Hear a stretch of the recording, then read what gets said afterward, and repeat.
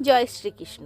নমস্কার বন্ধুরা, আমি শ্রুতি পৌরাণিক উপাখ্যান চ্যানেলে আপনাদের সকলকে স্বাগত জানাই।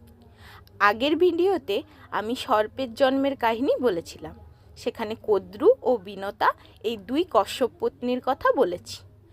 আজ আমি বলবো বিনতার দাসত্ব মোচনের কাহিনী। যদি আপনাদের ভালো লাগে তবে লাইক, শেয়ার, কমেন্ট এবং সাবস্ক্রাইব করতে একদম ভুলবেন না। একদিন বিনতা তার পুত্রের কাছে বসেছিলেন। কদ্রু তাকে ডেকে বললেন, সমুদ্রের মধ্যে নাগেদের এক দর্শনীয় স্থান আছে, আমাকে সেখানে নিয়ে চল। তখন বিনতা কদ্রুকে এবং মাতৃ আজ্ঞায় গরুর সর্পদের কাঁধে নিয়ে সেই স্থানে রওনা হলেন। গরুর অনেক উপর দিয়ে যাচ্ছিলেন। সূর্যের প্রখর তাপে সর্পেরা অচেতন হয়ে পড়ল। কদ্রু ইন্দ্রের কাছে অনুরোধ করে সমস্ত আকাশ মেঘাচ্ছন্ন করে দিলেন। বৃষ্টি হয়, সবাই খুশি হলেন।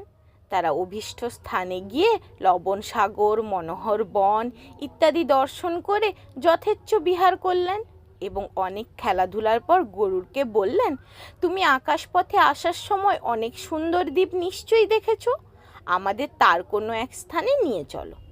গরুর চিন্তিত হয়ে মাকে জিজ্ঞাসা করলেন, মা, আমাকে কেন এদের আদেশ মানতে হবে? বিনতা বললেন, বাবা, এই সাপেদের ছলনায় আমি বাজি হেরে দুর্ভাগ্যবশত আমার সতীন কদ্রুর দাসী হয়েছি। মায়ের দুঃখে গরুরও দুঃখিত হলেন। তিনি সাপেদের বললেন, সর্পগণ, ঠিক করে বলো, আমি তোমাদের জন্য কি নিয়ে আসব? তোমাদের কি জানার আছে? তোমাদের কি উপকার করতে পারি যাতে আমাকে আর আমার মাকে তোমাদের দাসত্ব থেকে মুক্তি দেবে? সর্পেরা বলল, গরুর, তুমি যদি নিজ পরাক্রমে আমাদের জন্য অমৃত নিয়ে আসো তবেই আমরা তোমাকে এবং তোমার মাকে মুক্তি করে দেব। সূর্যের কিরণের মতো উজ্জ্বল এবং সুন্দর দেহ ধারণ করে গরুর সবেগে অমৃতের স্থানে প্রবেশ করলেন। সেখানে গিয়ে দেখলেন অমৃতের কাছে এক লৌহচক্র নিরন্তর ঘুরে যাচ্ছে। তার ধারগুলি তীক্ষ্ণ এবং তাতে বহু অস্ত্র সন্নিবেশিত হয়ে রয়েছে। সেই ভয়ঙ্কর চক্র সূর্য এবং অগ্নির ন্যায় প্রভা সম্পূর্ণ। সেটি অমৃত রক্ষা করার জন্য নিযুক্ত ছিল। গরুর সেই চক্রের মধ্যে প্রবেশ করার রাস্তা খুঁজতে লাগলেন। তিনি নিজ দেহ অত্যন্ত ছোট করে মুহূর্তের মধ্যে চক্রের একটি ফাঁক দিয়ে ভেতরে ঢুকে গেলেন। ভেতরে গিয়ে তিনি দেখলেন দুটি ভয়ঙ্কর বিষধর সর্প অমৃত রক্ষায় নিযুক্ত। তাদের জিভ এবং চোখ লকলক করছে, শরীর আগুনের মতো দীপ্যমান। তাদের দৃষ্টিতেই যেন বিষ ঝরে পড়ছে। গরুর ধুলো ছুঁড়ে তাদের চোখ বন্ধ করে দিলেন। চক্ষু এবং ডানার ঝাপটায় তাদের ক্ষত বিক্ষত করে দিয়ে অত্যন্ত দ্রুত বেগে অমৃত নিয়ে উড়ে চললেন। তিনি নিজে অমৃত পান করলেন না। আকাশপথে উঠতে উঠতে সর্পদের কাছে চললেন। আকাশপথে তার সঙ্গে ভগবান বিষ্ণুর দর্শন লাভ হলো। গরুরের অমৃতপানের লোভ নেই জেনে ভগবান বিষ্ণু অত্যন্ত প্রসন্ন হয়ে বললেন, গরুর, আমি তোমাকে বর দিতে চাই, তোমার ইচ্ছা অনুযায়ী বর নাও। গরুর বললেন, আপনি আমাকে আপনার ধ্বজাতে রাখুন, আর অমৃতপান না করেও আমি যেন অজর অমর হই। ভগবান বললেন, তথাস্তু। গরুর বললেন, আমিও আপনাকে কিছু দিতে চাই, আপনার যা ইচ্ছা চেয়ে নিন। ভগবান বললেন, তুমি আমার বাহন হয়েই থাকো। তাই হবে বলে গরুর তার অনুমতি নিয়ে অমৃতসহ যাত্রা করলেন। পথে ইন্দ্রের সাথে দেখা হলো। ইন্দ্র বললেন, আপনি আমার ঘনিষ্ঠ বন্ধু হন। আপনার নিজের যদি প্রয়োজন না থাকে তাহলে এই অমৃত আমাদের দিয়ে দিন, কারণ আপনি এই অমৃত যাদের দেবেন তারা আমাদের অনেক কষ্ট দেবে। গরুর বললেন, দেবরাজ, অমৃত নিয়ে যাওয়ার এক বিশেষ কারণ আছে।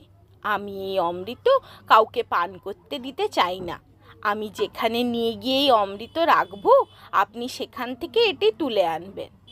ইন্দ্র অত্যন্ত সন্তুষ্ট হয়ে বললেন, গরুর, আপনি আমার কাছ থেকে খুশি মতো বর প্রার্থনা করুন। তখন গরুর সর্পদের দ্বারা মাকে দেওয়া কষ্টের কথা এবং তার দুঃখ দুর্দশার কথা মনে পড়ল। তাই তিনি ইন্দ্রের কাছে বললেন, এই বলশালী সর্পগুলিই যেন আমার খাদ্য হয়। দেবরাজ ইন্দ্র বললেন, তথাস্তু। ইন্দ্রের কাছ থেকে বিদায় গ্রহণ করে গরু সর্পদের কাছে এলেন। তার মাও সেখানে ছিলেন। তিনি খুশি ভরে সর্পদের বললেন, এই নাও, আমি তোমাদের জন্য অমৃত নিয়ে এসেছি, কিন্তু তাড়াহুড়ো করো না। আমি কুশাসনের উপর এটি রাখছি, তোমরা স্নান করে পবিত্র হয়ে এটি খাবে। এখন তোমাদের কথা অনুসারে আমার মা দাসত্ব থেকে মুক্তি পেলেন, যেহেতু আমি আমার কথা রেখেছি। সর্পরা তার কথা মেনে নিল। সর্পরা যখন আনন্দ সহকারে স্নান করতে গেল, সেই সময় ইন্দ্র অমৃতের কলস নিয়ে স্বর্গে চলে গেলেন। স্নানাদি সমাপন করে সর্পরা ফিরে এসে দেখল অমৃতের কলস নেই।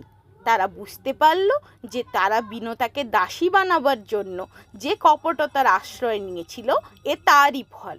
পরে ভাবল যে এই স্থানে অমৃত রাখা হয়েছিল, নিশ্চয়ই এখানে কিছু পড়ে আছে। তাই তারা সেই কুশাসনটি চাটতে শুরু করলো। এর ফলে কুশের ধারে তাদের জিভ কেটে দুটুকরো হয়ে গেল। অমৃতের স্পর্শে কুশও পবিত্র হয়ে উঠল। গরুড় তখন অত্যন্ত আনন্দিত হয়ে মায়ের সঙ্গে বসবাস করতে লাগলেন।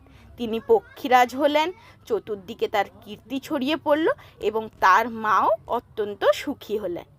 এই হলো বিনতার দাসত্ব থেকে মুক্তির কাহিনী। পরবর্তী পর্বের জন্য অপেক্ষা করুন।